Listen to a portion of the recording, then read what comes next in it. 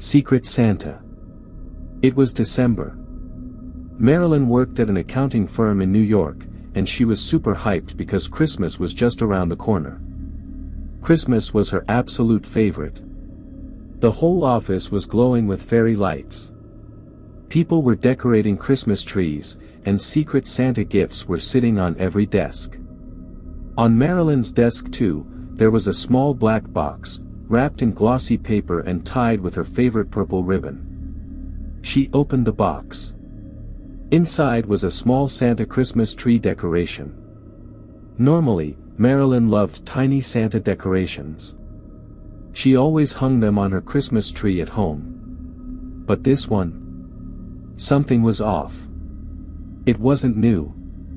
It was old, dirty, torn up, with black stains all over it.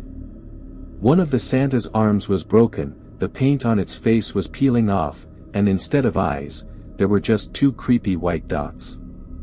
Marilyn instantly tossed the box into the trash. It was straight up creepy. To distract herself, she joined her coworkers and started celebrating Christmas at the office. She thought that was the end of the weird Secret Santa gift. She was wrong. That night, while sleeping, Marilyn suddenly woke up to a strange laugh. She opened her eyes. The same Santa decoration was sitting on her bed. But now it was human-sized. Before she could even react, the Santa grabbed her neck and started choking her. The white dots in its eyes slowly grew bigger.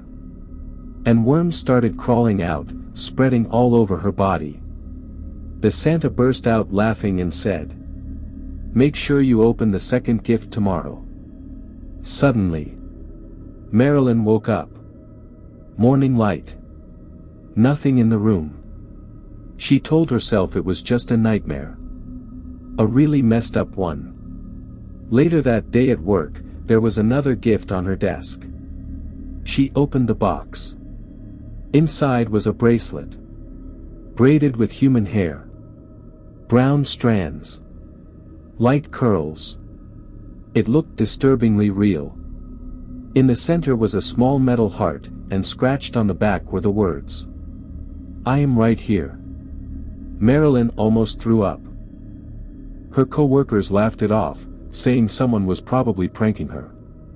She forced a fake smile and went back to work. But something kept bothering her. That brown curly hair. She'd seen it before. She knew it. She just couldn't remember where. That night, Marilyn felt uneasy. She locked her bedroom door. Suddenly, she heard that same creepy Santa laugh again. It felt like someone was choking her. She opened her eyes. Nothing. But her hand felt rough. She looked down. The bracelet was on her wrist. She freaked out, ripped it off, cut it apart, and threw it in the trash. Then she heard the laugh again, this time from the living room. She tried calling her friends. Her phone wouldn't turn on. She switched on the lights. Every bulb exploded. The laughter got louder. Panicking, she grabbed a pair of scissors and slowly walked into the living room. Moonlight from the window revealed it. The Santa. Standing near her Christmas tree, placing black gift boxes underneath it. This time, it looked even more terrifying. In its hand was the same hair bracelet. It laughed loudly and walked toward her, saying, "The third gift is waiting for you." Marilyn passed out. The next morning, everything looked normal. No signs of a break-in. Nothing under the tree. She convinced herself it was all in her head and went to work. But inside her desk drawer, the third gift was waiting. No wrapping. No ribbon. Just a Polaroid photo. It was her bedroom. Same curtains. Same night lamp. Same bedsheet. And in one corner, a blurry shadow wearing a Santa hat. Marilyn called office security and HR. They checked the cameras. No one had come near her desk. Everyone said it was just work stress. But Marilyn started seeing the Santa everywhere. And hearing that laugh, day and night. She started losing it. Checking every cubicle. Every storage cabinet. Panic attacks hit hard. Her co-workers started avoiding her. One evening, when she got home and opened the door, a black box was waiting outside. Inside was a torn envelope.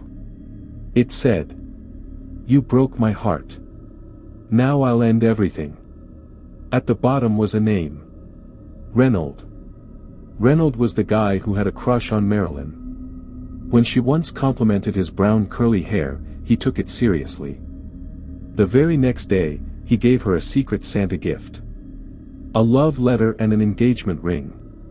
Marilyn rejected him straight up. After that, Reynold never came back to the office. Reading his name, Marilyn's hands started shaking. She finally understood. Every gift. Every box. That creepy Santa doll. It was all him. Suddenly, a cold wind filled the room. It smelled like rotting flesh. She felt someone breathing near her ear. She turned around. Reynold was standing there, wearing the same terrifying Santa costume. Black gift boxes were scattered everywhere, all with Marilyn's name on them. He slowly walked toward her and whispered, "Your final gift is still left." In desperation, Marilyn grabbed a vase and smashed it on his head. It went straight through him. Before she could run, Reynold was right in front of her. She screamed. Neighbors heard her screams and called the cops. When the door was broken open, there were no signs of forced entry. In the corner of the living room stood a broken Christmas tree. Hanging from it was that same old, torn Santa decoration. Smiling. Under the tree were piles of black boxes. During the investigation, police found another body buried in Marilyn's garden. It had been there for about 10 to 12 days. The most shocking part? The body was Reynolds, who had somehow buried himself alive.